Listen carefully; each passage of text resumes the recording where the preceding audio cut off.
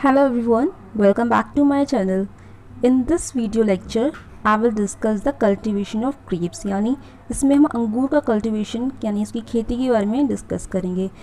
Grapes जो कि very important horticulture fruit crop है इंडिया का, तो आज हम इसमें यही डिस्कस करेंगे. बट वीडियो स्टार्ट करने से पहले if you are new to my channel then subscribe and press the bell icon and like and share the video too. So before starting the lecture on the cultivation of grapes, I have question for you, and the question is, which of the following is the commercial mandarin in Japan? And your options are, first is king mandarin, Cleopatra mandarin, tangerine, and last option is Satsuma mandarin. So if you know the right answer of this question, then you comment the answer in the comment section. First we discuss about in grapes it's other name. तो जो grapes के दूसरे common name है वो है sophisticated fruit crop. Grapes is called sophisticated fruit crops and it's scientific name it's vitis vinifera and it belongs to the family vitaceae. और इसके बाद जो ग्रेप्स का कल्टिवेशन होता है, the cultivation practice of grapes is called viticulture. तो scientific name होता है विटिस विनीफेरा. तो विटी से याद रखना है, विटी कल्चर का मतलब होता है ग्रेप्स का कल्टीवेशन. ग्रेप्स का जो क्रोमोसोम होता है, grapes is generally diploid 2n is to 38 और इसका ओरिजिन हुआ है Asia minor, that is it is in between Caspian and Black Sea. The next thing is the bearing habit in grapes. तो grapes की जो bearing habit होती है वो करंट सीजन ग्रोथ में होती है, यानी जो फ्लावर्स आते हैं वो करंट सीजन ग्रोथ में आते हैं और वो भी लेटरली आते हैं, laterally in the axils of the leaves on current season growth. तो फ्लावर्स करंट सीजन ग्रोथ में आते हैं लेटरली. इसके बाद इसकी इन्फ्लोरेसेंस को बोलते हैं पैनिकल. ठीक है, you can see in this figure, this is how it looks. Panicle जो होता है इस तरह से अरेंजमेंट होता है फ्लावर्स का. इसके बाद इसमें जो फ्लावर्स होते हैं वो कैसे होते हैं, 3 तरह के फ्लावर होते हैं, मेल, फीमेल एंड हर्मेफ्रोडाइट. तो male female like male flowers होता है, फीमेल फ्लावर होता है, और हर्मेफ्रोडाइट का मतलब होता है कि जिसमें मेल और फीमेल दोनों पार्ट प्रेजेंट होते हैं, लाइक परफेक्ट फ्लावर्स. सो ये इसमें 3 टाइप्स के फ्लावर प्रेजेंट होते हैं और इन्फ्लोरेसेंस को बोलते हैं पैनिकल. इसके बाद the bud break to blooming time. तो बर्ड ब्रेक से जो ब्लूमिंग टाइम आता है वो होता है 47 to 70 डेज का. इसके बाद बर्ड फॉरकास्टिंग बहुत ही इंपॉर्टेंट प्रैक्टिस होती है जो कि ग्रेप्स में करते हैं. बर्ड फॉरकास्टिंग बेसिकली ऐसी प्रैक्टिस होती है जिससे हम ईल्ड को एस्टिमेट कर पाते हैं. इसके बाद ग्रेप्स में जो फ्लेवर प्रेजेंट होता है, मस्कट फ्लेवर या फिर फॉक्सी एरोमा जो निकलता है वो किसकी वजह से निकलता है, that chemical is known as methyl anthranilate. Next we discuss the type of fruit. अब जो ग्रेप्स होता है वो कैसा फ्रूट है, it is a true fruit. वो ट्रू फ्रूट होता है वो, और उसको बोलते हैं बेरी. सो ये इस तरह से जो होता है फ्रूट्स होते हैं बेरी बोला जाता है. और उसका जो एडिबल पोर्शन होता है जो हम खाते हैं that is pericarp and placenta. It is fairly good source of minerals like calcium, phosphorus, iron, vitamin B1 and vitamin B2. अब इसके यूजेस क्या होते हैं, चलिए हम ग्रेप्स को कैसे यूज़ करते हैं. इसको हम यूज़ करते हैं फॉर प्रिपेयरिंग वाइन्स बनाने में. ग्लोबली जो वाइन प्रोडक्शन होता है वो ग्रेप्स से बहुत ज़्यादा होता है. इसके बाद रेजन्स जो होती है किशमिश बनाने में यूज़ होता है, फ्रेश जूस बनाने में, जैम्स बनाने में ग्रेप्स का यूज़ होता है. इंडिया में मोस्ट ऑफ द ग्रेप्स जो होते हैं वो यूज़ हो रहे हैं, कंज्यूम होते हैं टेबल पर्पस, यानी एज अ फ्रूट की तरह हम उसको यूज़ करते हैं. बट ग्लोबली अगर हम बात करें तो 90% जो ग्रेप्स होता है पूरे वर्ल्ड में, 90% जो ग्रेप्स है वो यूज़ होता है वाइन प्रोडक्शन में, वाइन्स बनाने में यूज़ होता है. उसके बाद हम देखते हैं वाइन से रिलेटेड कुछ पॉइंट्स हैं यहाँ पे. जैसे अगर हम स्टडी करें वाइन्स की फ्रॉम ग्रेप्स, अगर हम अंगूर से वाइन प्रिपेयर करते हैं तो उसकी स्टडी को क्या बोलते हैं, viniculture. Okay, viniculture is the study of wine from the grapes. And science of wine making, अगर हम वाइन बनाते हैं तो वाइन बनाने की जो साइंस होती है दैट इज इनोलॉजी. ठीक है, यहाँ पे कंफ्यूज नहीं होना है वीरी कल्चर और इनोलॉजी क्या होता है. अभी इससे पहले हमने पढ़ा था cultivation of grapes. Cultivation of grapes को बोलते हैं विटी कल्चर. वाइन बनाने की जो स्टडी होती है दैट इज वीरी कल्चर. तो ये वीरी कल्चर है और पीछे जो हमने पढ़ा था वो विटिक कल्चर था. उसके बाद इनोलॉजी माने वाइन्स की जो साइंस होती है, वाइन मेकिंग साइंस इज इनोलॉजी. अब जो बेसिकली ग्रेप्स होते हैं जनरली वो डिफरेंट कलर्स के होते हैं। रेड कलर के जो ग्रेप्स होते हैं, ग्रीन कलर के भी ग्रेप्स होते हैं। तो जो रेड कलर के ग्रेप्स होते हैं उसमें जो रेड कलर होता है वो एक पिगमेंट की वजह से होता है, दैट इज एंथोसियानिन पिगमेंट। तो ग्रेप्स का जो रेड कलर है it is due to anthocyanin. उसके बाद ये जो रेड कलर के ग्रेप्स होते हैं उसमें एक नेचुरल एंटीऑक्सीडेंट प्रेजेंट होता है। जनरली जो रेड कलर के ग्रेप्स होते हैं उनमें भी होता है, और उसी रेड कलर से उसी रेड ग्रेप से जब हम वाइन प्रिपेयर करते हैं दैट इज रेड वाइन, उस रेड वाइन में भी वो नेचुरल एंटीऑक्सीडेंट प्रेजेंट होता है। उस नेचुरल एंटीऑक्सीडेंट का नाम है रेस्वेरेट्रॉल। तो रेस्वेरेट्रॉल एक नेचुरल एंटीऑक्सीडेंट जो कि इसमें प्रेजेंट होता है, और ये रेस्वेरेट्रॉल में एक प्रॉपर्टी होती है that is it having anti carcinogenic property. इसके बाद जो नेचुरल शुगर जो ग्रेप्स में प्रेजेंट होती है that is fructose. Organic acid जो प्रेजेंट होता है वो है टार्टरिक एसिड। अब बात करते हैं इसकी पार्थनोकार्पी की। पार्थनोकार्पी एक प्रोसीजर एक मेथड होता है। इसमें क्या होता है, जो सीडलेसनेस कंडीशन होती है वो आती है ग्रेप्स में। तो जनरली जो ग्रेप्स होते हैं वो सीडलेस होते हैं, उनमें सीड्स तो होते नहीं है, दैट इज उन्हें पार्थनोकार्पी होती है। और जो ग्रेप्स में जो पार्थनोकार्पी होती है that is stenospermocarpy. And most of the famous variety जो क्वेश्चन आता है वो आता है थॉमसन सीडलेस वैरायटी से, कि अंगूर की जो थॉमसन सीडलेस वैरायटी है वो सीडलेस होती है, उसमें कौन सी पार्थनोकार्पी होती है, that is स्टीनोस्पर्मोकार्पी।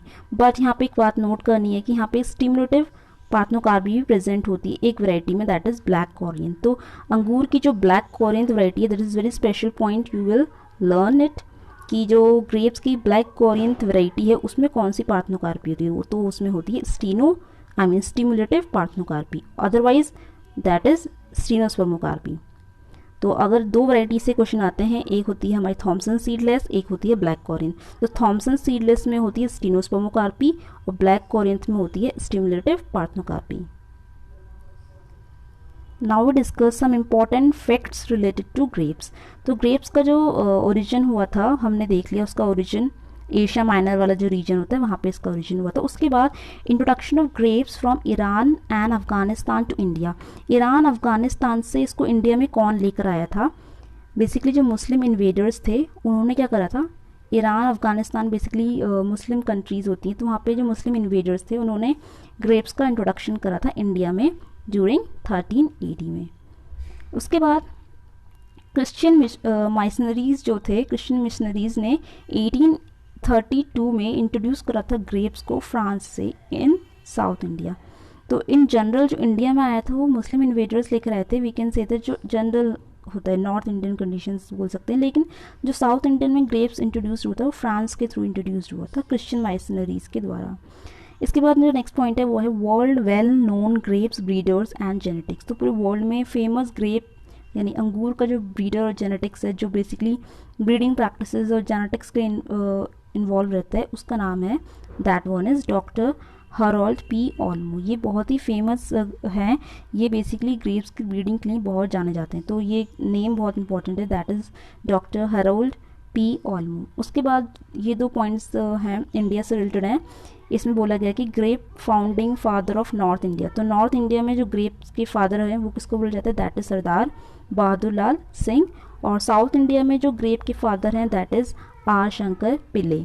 Are Shankar Pillai ने एक वैरायटी है अनाबे शाही वैरायटी, उसको डिस्कवर करा था इंडिया में, अपने ही एक होम गार्डन बनाया था, और उन्होंने फिर 1930 में उन्होंने अनाबे शाही वैरायटी को रिलीज़ करा था।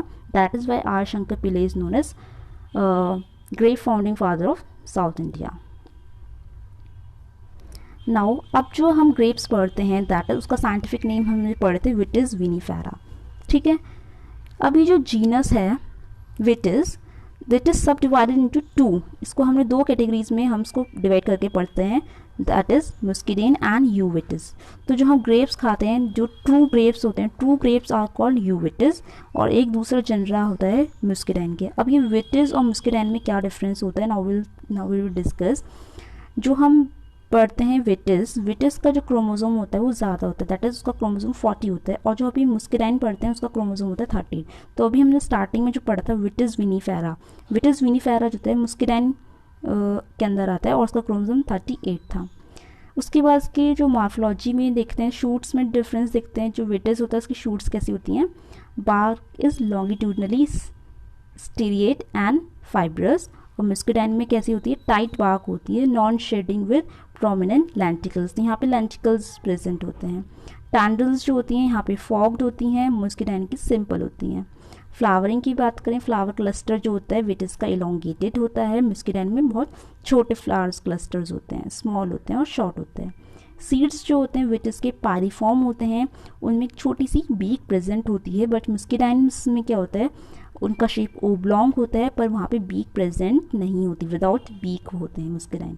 सो it is the general difference between a Vitis and muscadine genera। Now will discuss some important species of grapes.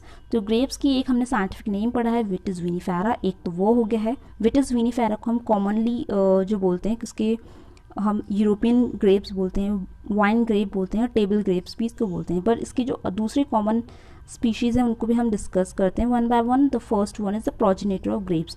तो बेसिकली जो ग्रेप्स है उसका प्रोजिनेटर कौन है, that is very important point. तो प्रोजिनेटर का नाम है विटिस विनिफेरा स्पीशीज सिल्वेस्ट्रिस। तो सिल्वेस्ट्रिस याद रखना है, सिल्वेस्ट्रिस जहाँ पे होगा वो ग्रेप का पॉलिनेटर होता है, आई मीन प्रोजिनेटर होता है।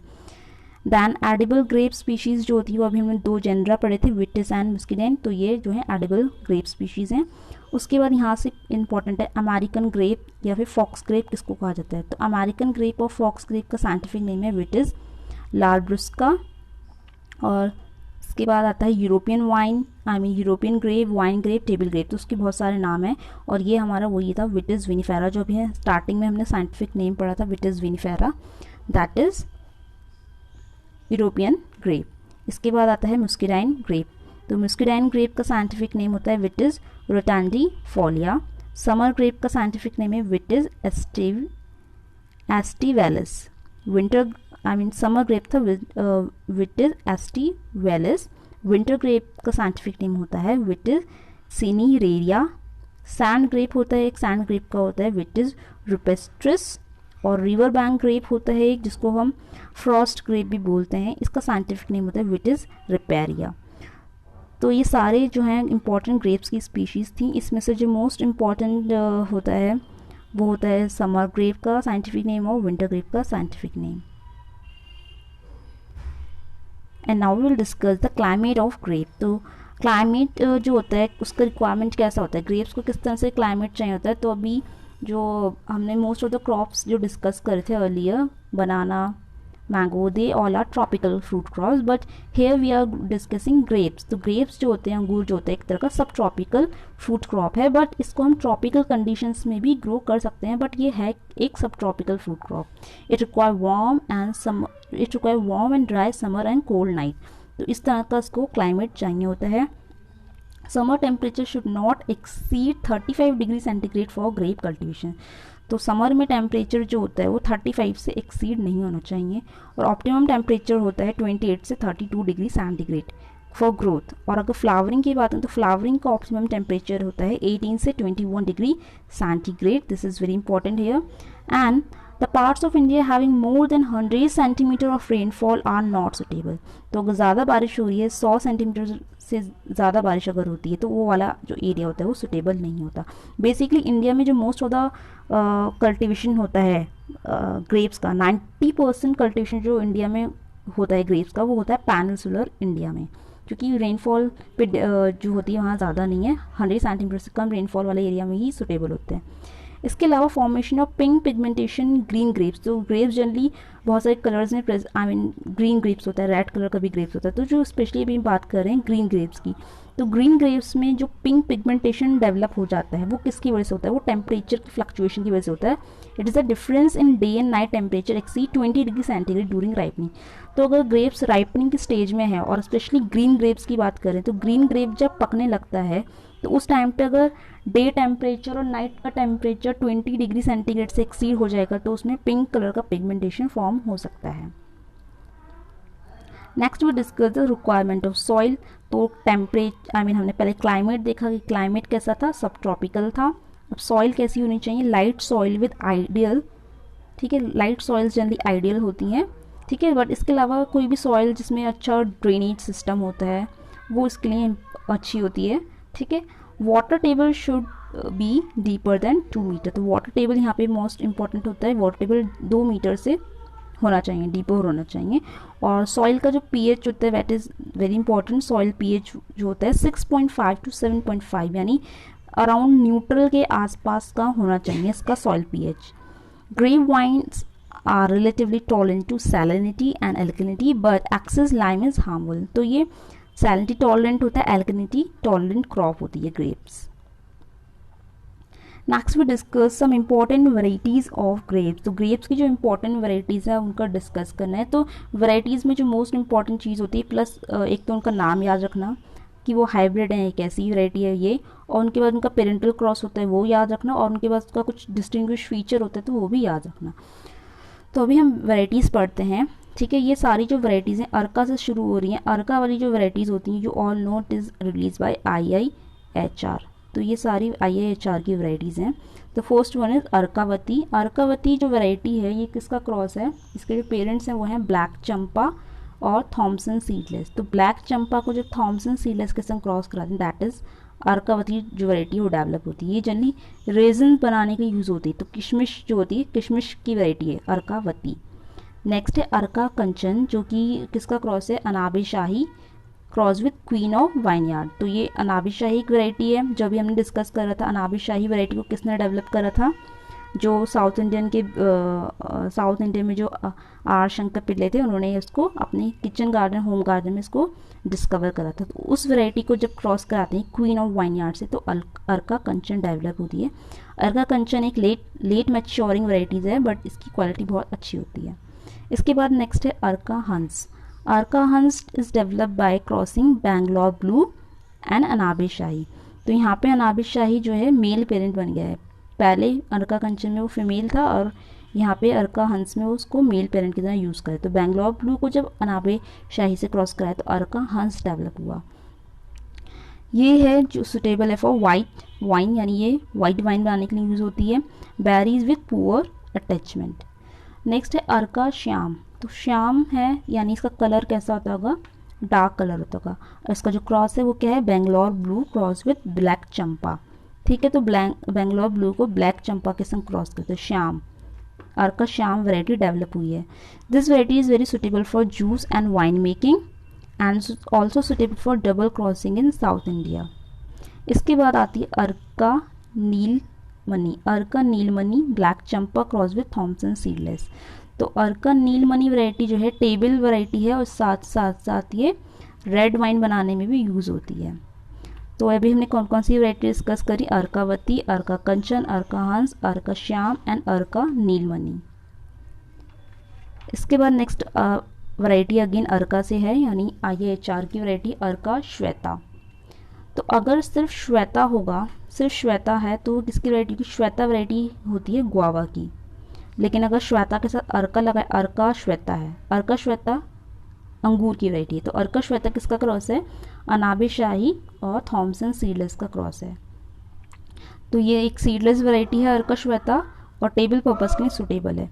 अर्का श्वेता का जो पेरेंट है थॉमसन सीडलेस है, तो सीडलेस से याद रखना कि ये अर्का श्वेता एक सीडलेस वैरायटी है। इसके बाद आती है अर्का मैजेस्टिक। अर्का मैजेस्टिक में अनाबे शाही क्रॉस विद ब्लैक चंपा और ये टेबल पर्पस वैरायटी नॉर्मल। और अर्का चित्रा आती है। अर्का चित्रा में अंगूर कालन क्रॉस विद अनाबे शाही और अर्का चित्रा भी टेबल पर्पस वैरायटी। तो ये बहुत इंपॉर्टेंट पॉइंट हैं, ये note, it is very important कि अर्का मैजेस्टिक और अर्का चित्रा कैसी वैरायटी है, ये टेबल पर्पस वैरायटी है। The next one is Arka Soma. It is a cross of Anabe Shahi cross with wine queen of vineyard. तो Arka Soma it is suitable for making good quality wine. तो ये wine making के लिए वैरायटी है। अर्का तृष्णा, ये बैंगलोर ब्लू और क्वीन ऑफ वाइनयार्ड का क्रॉस है। It is also suitable for wine making. इसके बाद अर्का कृष्णा आता है। अर्का कृष्णा जो है तो ये है बैंगलोर ब्लू और कॉन्वेंट लार्ज ब्लैक का क्रॉस और ये जूस बनाने के लिए बहुत ही सुटेबल है। तो इसमें से जो अर्का मैजेस्टी है, अर्का चित्रा ये टेबल पर्पस की वैरायटी है, और अर्का सोमा और तृष्णा वाइन की वैरायटी है, और अर्का कृष्णा जो है जूस मेकिंग की वैरायटी है। The next one is Arka Urvashi. Arka Urvashi is a cross of होर क्रॉस विद ब्यूटी सीडलेस और ये वैरायटी जो है सुटेबल है for juice making and wine. इसके साथ साथ इसमें एक डिसीज रेजिस्टेंट एंथ्रेक्नोज टॉलरेंट भी वैरायटी है। एंथ्रेक्नोज बेसिकली एक डिसीज़ है जो कि ग्रेप्स में होती है, तो उसका इसके लिए टॉलरेंट है अर्का उर्वशी। उसके बाद एक वैरायटी आती है, तो अर्का की वैरायटीज़ यहाँ पे ख़त्म होती हैं। अब हमारी जो वैरायटी स्टार्ट होती है, पूसा वाली 2 वैरायटीज़ पढ़नी है। पूसा यानी कि इसको new Delhi Indian institute of agriculture research new Delhi ने रिलीज़ करा है। तो ये न्यू दिल्ली की वैरायटीज़ हैं। न्यू दिल्ली की 2 वैरायटीज़ हैं, पूसा नवरंग एंड पूसा उर्वशी। पूसा नवरंग जो है वो वैरायटी जो है बहुत ही इंपॉर्टेंट क्वेश्चन यहाँ से जो आता है, इट इज़ टेंचरियर वैरायटी, तो and suitable for juice and wine making. तो ये बहुत इंपॉर्टेंट वैरायटी है Pusa Navrang. Then Pusa Urvashi, it is a cross of Hur cross with beauty seedless, it is same as this Arka Urvashi. तो एक होती है अर्का उर्वशी, एक है पूसा उर्वशी, ठीक है, दोनों के पेरेंटल क्रॉस सेम है। और पूसा उर्वशी भी जो है एंथ्रेक्नोज टॉलरेंट वैरायटी है। अब कुछ कॉमन टेबल पर्पस वैरायटीज़ जो हम डिस्कस करते हैं उसमें आती है Thompson seedless, Pusa seedless, Perlette, beauty seedless, new Perlette, एक होती पर्लेट, एक है न्यू पर्लेट, अनाबे शाही, ये भी टेबल पर्पस वैरायटी है, Bokri, cardinal, black muscat, early muscat, Fakiri, Kandhari, Kale Sahebi, Arka majestic, Arka Chitra. These are हमने अभी पीछे डिस्कस की, ये बहुत ही इंपॉर्टेंट टेबल पर्पस वैरायटी है। और इंडिया में जो most of the grapes cultivate होता है वो टेबल पर्पस वैरायटी के लिए ही कल्टीवेट होता है। इसके बाद रेजन्स यानी किशमिश बनाने की जो वैरायटी थी हमने स्टार्टिंग में पढ़ा था, अर्कावती है। इसके अलावा थॉमसन सीडलेस है। थॉमसन सीडलेस देखो जूस में भी टेबल पर्पस की भी है और किशमिश बनाने के लिए भी होती है। ब्लैक कॉरियंथ वैरायटी है। ब्लैक कॉरियंथ में कौन सी पार्थनोकार्पी थी? ब्लैक कॉरियंथ में स्टिमुलेटिव पार्थनोकार्पी होती है। गोल्ड भी वैरायटी है। इसके अलावा किशमिश बना रहे हैं तो किशमिश बेली भी एक तरह की वैरायटी है जो कि रेजन्स के लिए यूज़ होती है। अब जो किशमिश बनता है उसके लिए जो मॉइस्चर होता है वो कितना रखना चाहिए? For safe keeping the raisin should not have more than 17% moisture. तो किशमिश वाली जो वैरायटीज़ होती है उसमें जो किशमिश होती है उसमें 17% से ज़्यादा मॉइस्चर नहीं होना चाहिए। Next are the wine varieties. तो जनरली जो वाइन वैरायटीज़ होती हैं, क्योंकि ग्लोबली 90% जो ग्रेप्स होते हैं वो वाइन प्रोडक्शन के लिए यूज़ होता है, तो वाइन के लिए कौन कौन सी वैरायटी है? वाइन के लिए है Gros Colman, red prince, black Champa, beauty seedless, Cheema Sahebi, Arka Soma, Arka Trishna. These are very important varieties for wine making. Sweet juice varieties, तो जूस के लिए कौन सी वैरायटीज़ हैं? जूस के लिए है बैंगलोर पर्पल, बैंगलोर ब्लू, गुलाबी, Concord, early muscat and champion. These are some important varieties for making juice. Canning purpose के लिए जो important varieties आती हैं, थॉमसन सीडलेस है, पूसा सीडलेस है, पर्लेट, कैनर, तो कैनिंग में कैनर आता है, Kishmish Cham, Kishmish Beli, seedless white. Others important varieties में आता है crimson seedless, it is seedless variety, और क्रिम्सन सीडलेस जो है कलर्ड वेराइटी है। पर्लेट आता है, सारथ सीडलेस है, सोनाका सीडलेस, ताशे Ganesh, and the next one is Pachadaksha, Muscat, Fantasy seedless. So these are all important varieties of grapes. And now we discuss the propagation. तो grapes का propagation कैसे होता है? grapes के propagation के लिए सबसे commercial method होता है cutting. cuttings में भी जो होती है hardwood cuttings are very much famous और commercial method of propagation in grapes. इस cutting के अलावा यहाँ पे grafting, layering, budding, these all are other methods which are equally important in grape propagation. But commercial method जो होता है वो hardwood cutting का होता है. Here the cuttings made from well matured one season cane from productive vine which are medium thickness. तो यहाँ पे हमें जो कटिंग्स लेते हैं वो मीडियम थिकनेस की है. जो पेंसिल थिकनेस होती है, पेंसिल होती है लाइक उसकी थिकनेस यानी 0.7 to 0.8 सेंटीमीटर की थिकनेस की जो मीडियम थिकनेस होती है उसकी थिकनेस की हमें कटिंग लेनी होती है. 1 सीजन ओल्ड केन से लेनी होती है. इसके अलावा यहाँ पे इंटरनोडल लेंथ जो होती है 8 से 10 सेंटीमीटर की होनी चाहिए and 25 to 30 centimetre in length with at least 3 to 4 birds. And dormant should be selected preferably from the October pruning. यहाँ पे 3 से 4 बर्ड्स भी उसमें होनी चाहिए, यानी जो हम कटिंग सेलेक्ट करते हैं उसमें 3 से 4 उसमें बर्ड्स लगी होनी चाहिए. Then in making the cutting the lowest cut should be given immediately below the bud. तो तो यहाँ पे जो कट लगाते हैं, सपोज ये हमारी कटिंग है, उसके बर्ड के जस्ट बिलो हमें कट लगाते हैं यहाँ पे।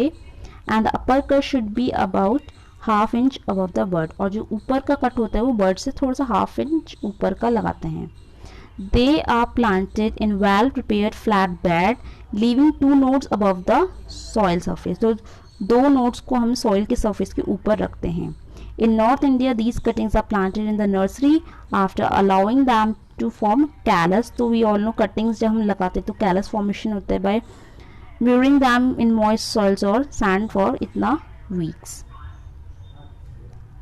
वाइल यूजिंग रूट स्टॉक, तो कटिंग्स हमने लगा ली। कटिंग्स के बाद एक दूसरा मेथड होता है जिसमें हम बडिंग और ग्राफ्टिंग करते हैं। बडिंग ग्राफ्टिंग में जो most important thing is root stock. तो बडिंग में भी हम जो फॉलो करते हैं वो होता है चिप बडिंग, और ग्राफ्टिंग में जो फॉलो होती है दैट इज वेज ग्राफ्टिंग। तो इसके लिए हमें रूट स्टॉक बहुत इंपॉर्टेंट होता है। इसके अलावा scion variety can be chip budded and suitable root stock. तो साइन और रूट स्टॉक बहुत इंपॉर्टेंट होते हैं यहाँ पे। तो यहाँ पे रूट स्टॉक के बारे में थोड़ा डिस्कस करते हैं कि कौन कौन से मोस्ट इंपॉर्टेंट रूट स्टॉक होते हैं। तो पहला होता है फाइलोक्सेरा। ये एक एफिड होता है जिसकी प्रॉब्लम बहुत ज़्यादा होती है ग्रेप्स में। तो फाइलोक्सेरा रेजिस्टेंट रूट स्टॉक में आता है हमारा सैंड जॉर्ज, जिसका साइंटिफिक नेम होता है विटिस रुपिस्ट्रिस, और रिपेरिया यानी विटिस रिपेरिया। ये 2 रूट स्टॉक होते हैं फाइलोक्सेरा रेजिस्टेंट। इसके बाद निमेटोड रेजिस्टेंट और सॉइल सैलिनिटी के लिए भी हम यूज़ करते हैं। इसके लिए यूज़ करते हैं सॉल्ट क्रीक 1613। ये कोई नंबर नहीं है, इट इज ये जो नंबर है ये एक तरह का रूट स्टॉक है जो कि निमेटोड और सॉइल सैलिनिटी रेजिस्टेंट है। इसके अलावा डॉगरिज भी बहुत फेमस रूट स्टॉक है ग्रेप्स के लिए। और soil salinity tolerant root stock में आते हैं विटिस रिपेरिया एंड विटिस चैम्पिनी। और उसके बाद ये बहुत इंपॉर्टेंट है resistance to nematode, drought, phylloxera. 3 चीज़ों का रेजिस्टेंट है यहाँ पे। तो ये 3 चीज़ों का जो रेजिस्टेंट प्रेजेंट होता है वो होता है हार्मोनी एंड डॉगरिज में। और जो वार्मर रीजन होते हैं यानी जो गर्म इलाके होते हैं वहाँ पे जो रूट स्टॉक यूज़ करते हैं वो है राम से। तो इन सारे रूट स्टॉक में से सॉल्ट क्रीक बहुत इंपॉर्टेंट है, डॉगरिज इंपॉर्टेंट है, और 1613 भी बहुत इंपॉर्टेंट है। Now we discuss the planting. तो अब ग्रेप्स की जो प्लांटिंग होती है वो कैसे होती है। The land is prepared thoroughly by deep ploughing and follow by tillage and land should be level. तो पहले प्लोइंग कर देंगे, टिलेज कर देंगे और उसके बाद लेवल कर देंगे। उसके बाद वहाँ पे हम पिट्स बनाएंगे। 1 क्यूबिक मीटर की पिट्स को हम डग करेंगे, और पिट्स टू पिट्स की स्पेसिंग जो होगी वो हम डिसाइड करेंगे अकॉर्डिंग टू आवर वैरायटी।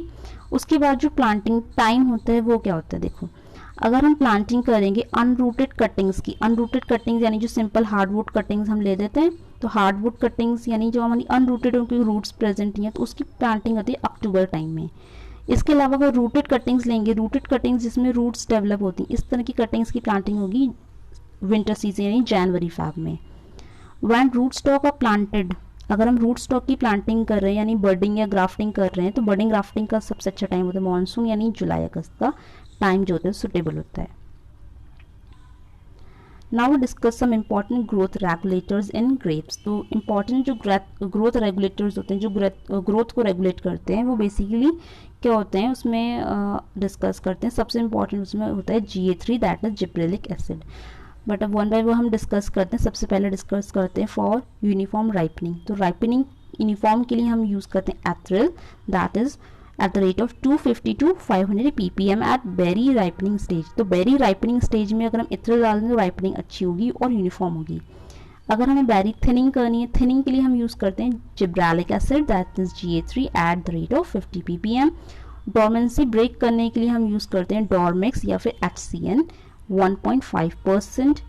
और साउथ इंडियन कंडीशन में अगर डॉर्मेंसी ब्रेक करनी तो साउथ इंडिया में बहुत ही फेमस है thiourea at the rate of 4%। Generally हम डॉर्मेक्स और HCN को भी डॉर्मेंसी ब्रेक करने के लिए यूज़ करते हैं, बट साउथ इंडिया में थायोयूरिया का यूज़ होता है। पानिकल इनलार्जमेंट के लिए हम यूज़ करते हैं GA3 40 ppm, ठीक है। और बैरी थिनिंग के लिए था 50 ppm और पानिकल इनलार्जमेंट करना है तो 40 ppm GA3। बैरी इलोंगेशन, तो बैरी एक तो बैरी की थिनिंग थी, एक होता है बैरी इलोंगेशन, उसके लिए भी हम यूज़ करते हैं GA3, उसके लिए हम यूज़ करते हैं 30 से 40 ppm, ठीक है। तो these are some important growth regulators which are important for grapes. तो ग्रेप्स में जो इम्पॉर्टेंट हैं तो इसमें से जो हमें याद रखना है that is berry thinning, berry elongation and dormancy break करना।